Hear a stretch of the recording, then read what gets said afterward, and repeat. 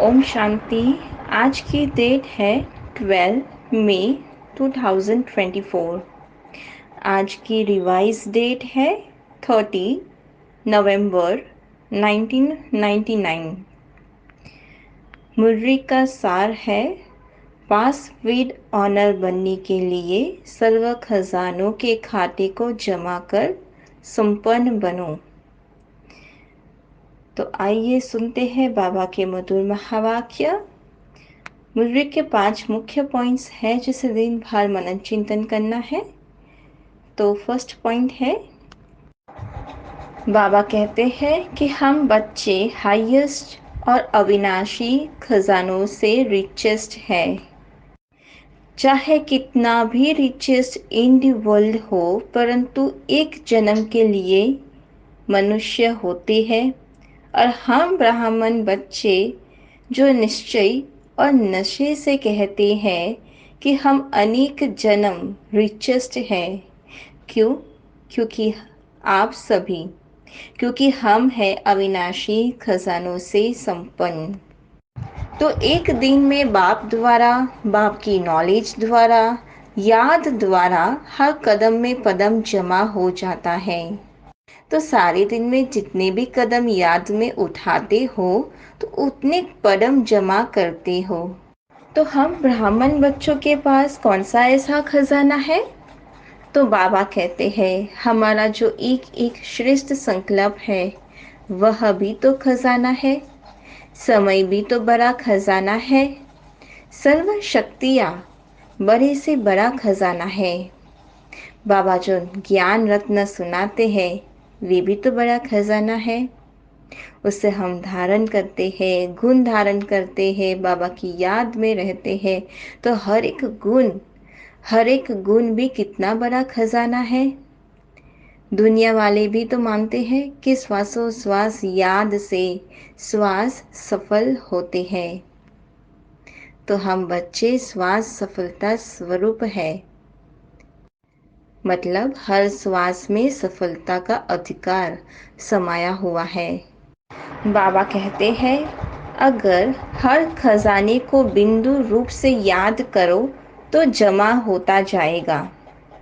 हर खजाने को बिंदु रूप से याद करो, मतलब आत्मा बिंदी, बाप बिंदी और ड्रामा में जो भी बीत चुका वह भी बिंदी, फुल स्टॉप लगा दो।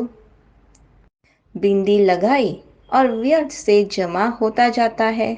तो बाबा कहते हैं बिंदी को लगाते जाओ तो सर्व खजानों से प्राप्ति ही प्राप्ति मिलेगी, जमा होता जाएगा।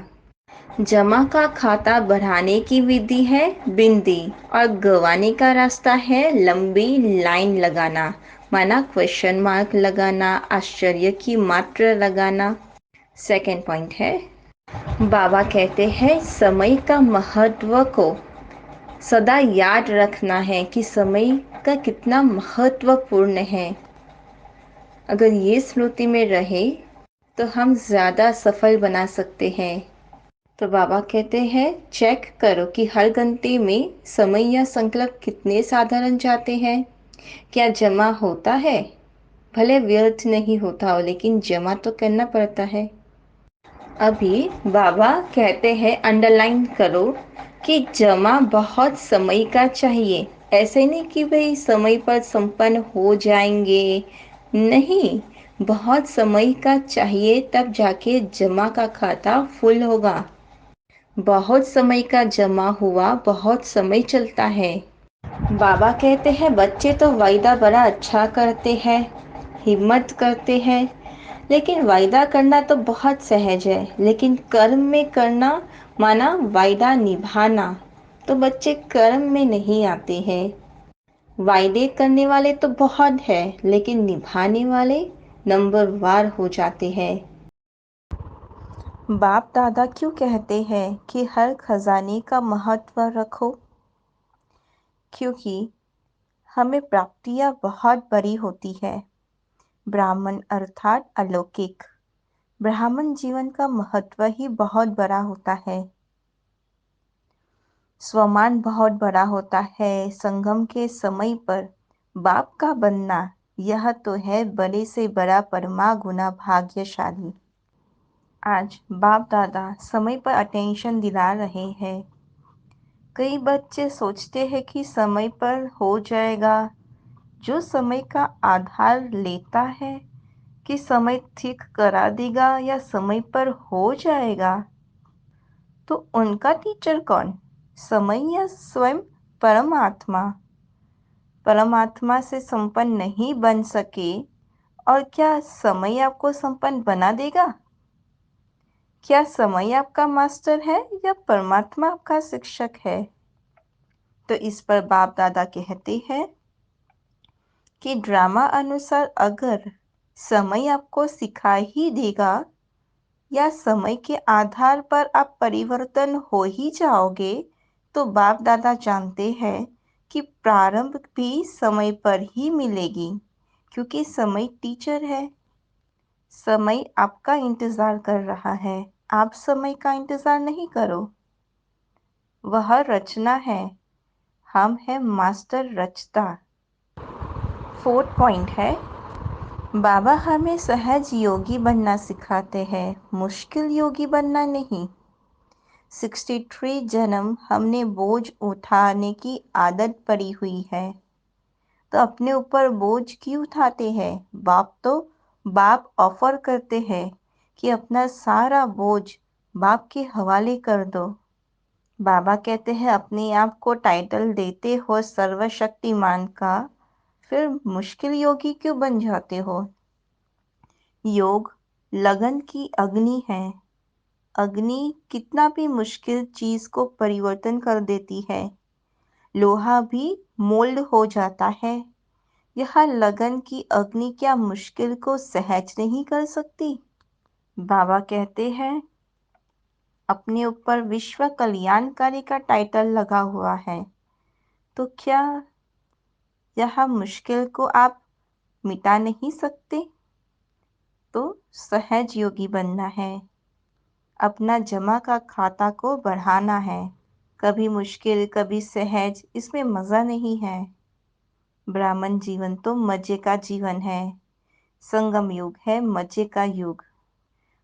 बोझ उठाने का युग नहीं है, बोझ उतारने का युग है। बाबा कहते हैं वाह वाह करते रहो। प्राप्ति के आगे अपना जो हिसाब होता है वह कुछ नहीं है। प्राप्तियां सामने रखो और अपना हिसाब किताब सामने रखो, तो वह क्या लगेगा? बहुत छोटी सी चीज लगेगी। मतलब जो ब्राह्मण जीवन में कुछ भी हो जाए, हमें तो पॉजिटिव रूप में ही देखना है। मुश्किल शब्द ब्राह्मणों की डिक्शनरी में नहीं होनी चाहिए। चाहे कोई भी हिसाब हो, आत्मा से हो, शरीर से हो, प्रकृति के 5 तत्व से भी क्यों ना हो। 5 तत्व भी कई बार मुश्किल का अनुभव कराते हैं। तो कोई भी हिसाब किताब हो, उसे योग अग्नि में भस्म कर लो।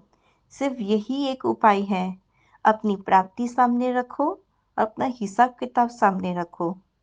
जितना भी हिसाब किताब है, हमें योग अग्नि से उसको भस्म कर लेना है। सभी का हिसाब किताब का एक ही सॉल्यूशन है, योग अग्नि। तभी आपका जमा का खाता बढ़ेगा। तो आज बाबा ने समय का खजाना, बोल का खजाना, संकल्पों का खजाना, शक्तियों का खजाना, ज्ञान का खजाना, गुणों का खजाना। तो बाबा कहते हैं बोल भी साधारण नहीं होने चाहिए। बोल में भाव, भिन्न भिन्न भाव और भावना होनी चाहिए। बोल में आत्मिक भाव होना चाहिए, शुभ व श्रेष्ठ भावना होनी चाहिए।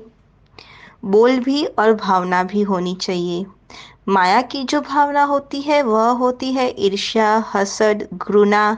यह है माया की भावना। तो बाबा हमें सदा शुभ भावना और श्रेष्ठ भावना रखने को कहते हैं।